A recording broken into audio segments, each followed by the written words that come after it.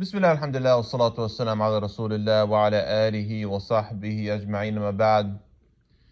Be careful of the innovators taking on one of the four schools of fiqh. This has happened in recent times, probably starting with the Salafiyah, Wahabiyah. And this is really to all innovators, not just necessarily them, but they kind of championed it, where they took on the Hanbali school and they kind of, and some of them were in the Maliki school and so on. But they realized that being Zahiri, being on the way of Imam Taymiyah, being on the way of Shawkani doesn't work. As in, people are going to see right through it. Ahl Sunnah wal Jama'ah, the four schools, three schools, and way of Tasawwuf, they're the overwhelming majority. And people are going to see right through them right away. So what do? They take on, quote unquote, take on one of the four schools.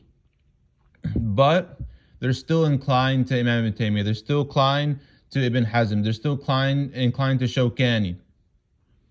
Right? Even worse, they can be inclined to Ibn Baz and Ibn Uthaymeen, and so on. So, or they take on the school and they, use the books like they want, however it suits them.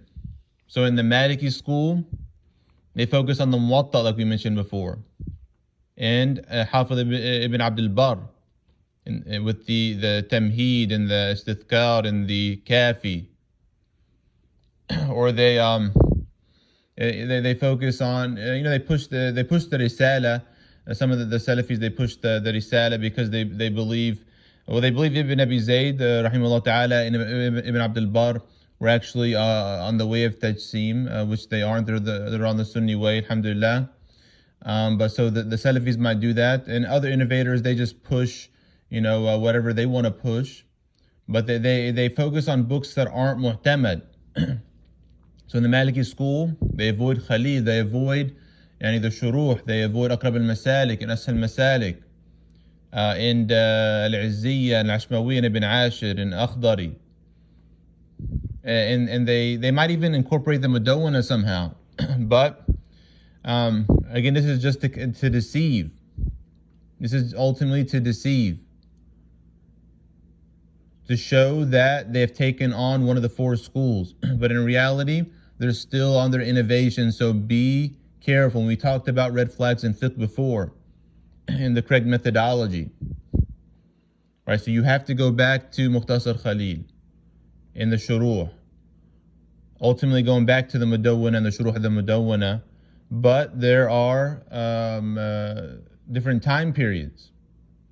But ultimately, we love Hafiz ibn Abd al-Barr, and we love his works. But those aren't going to be mu'tamad in fiqh, generally. Or Abu Bakr ibn al-Arabi, or Qadi Iyad, or Abu Walid al-Baji, or Qadi Abdul Wahhab, and so on. Like, you can't force who aren't mu'tamad. Like the mu'tamad, for example, became the Egyptian school. You can't make it the Moroccan school, for example. So be careful of these people, and there are things that they say and do that should, alert you right away. If you've been keeping up with the videos and showing the correct methodology in fiqh.